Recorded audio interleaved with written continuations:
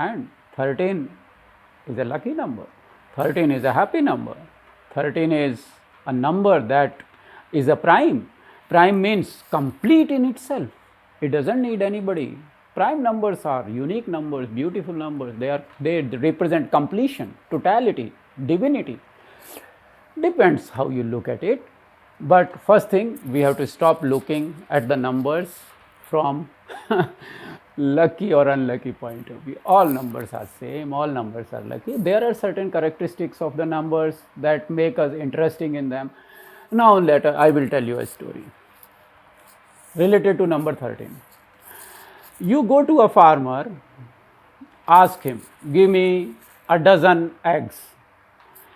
He will give you a dozen eggs. Go to a butcher and say, give me 12 streaks. He will give you 12 streaks. Will he give you a little more or less? No. They will not give you. But if you go to a baker and ask them, give me 12 loaves of bread, you know what you will receive? You will receive 13 loaves of bread. Yes, you will receive 13 loaves of bread in England.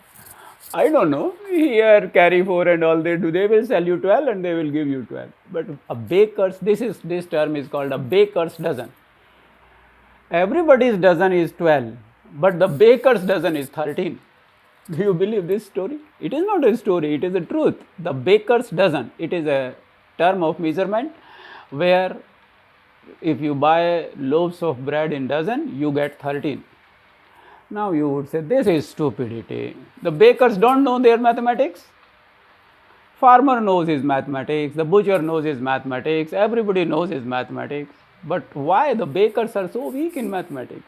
Okay, so there is a story in it. And you know, when I talk mathematics, I want to make it interesting for all our young learners.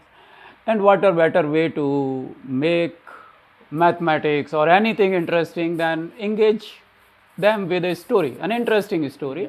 I was just curious why bakers are so weak in mathematics, so that baker's dozen turns out to be 13. So I'm not bragging, I found it, I never knew about it, nobody taught me this in school. This is why I ask my young learners to just get curious. Once you get curious, you will go beyond and above syllabus and into life. And when you get into life, you will come across interesting facts, interesting stories. So back to the story of baker's dozen. This is why my videos are always long. My classes are never seem to finish because I love talking to you people. Okay, so back to story, no more unnecessary talk. Okay, so baker's dozen. In England, there was a time, it was the king's time.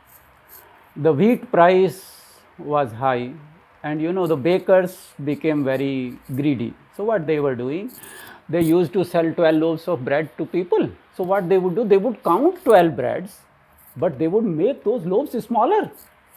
So people were getting cheated. They were selling 12 loaves of bread, but the loaves were smaller, and once you hold a loaf, you will not know much, you know, you are just counting 12 and just giving it. Then the king got very upset. He said, these bakers, they are not honest people. So he made a law, and the law was like that. It will not be sold by count, it will be sold by weight. So all 12 loaves would be weighed. If it is not as per the law, the weight of the loaves and the weight of the wheat used in it, it is less, you will get a big flogging. You will be tied to a lamppost and you will get a good beating. So bakers got scared. You know what they did? They said, look, when you cook something, when you bake something, there is a moisture component in the bread, and you are not measuring every loaf before making the bread. They just take it and make it. So what if I make a mistake? So there were good bakers also, there were honest bakers also, they also got scared. So what they decided, look brother, there is only one way. Instead of 12, I will give them one more.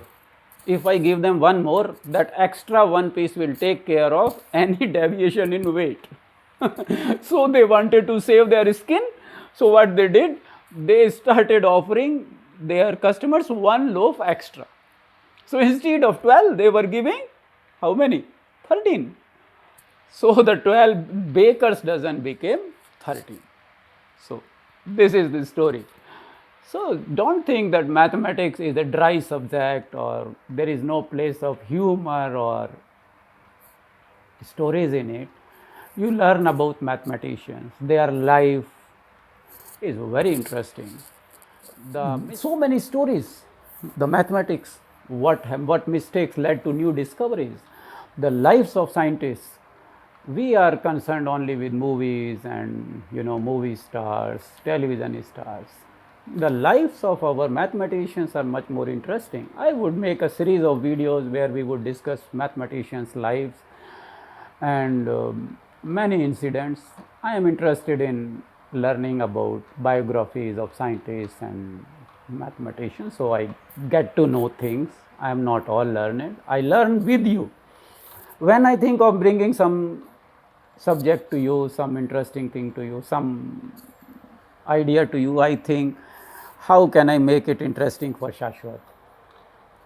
He is a very crazy guy. He is not interested in anything unless this is really, really, really interesting. So he is the benchmark. So when I make something, then I keep Shashwat in that frame and say, so he would be interested in the baker's dozen. He would keep laughing half a day. So maybe other kids would also be interested in that way. So this is one way of doing. Okay, now back to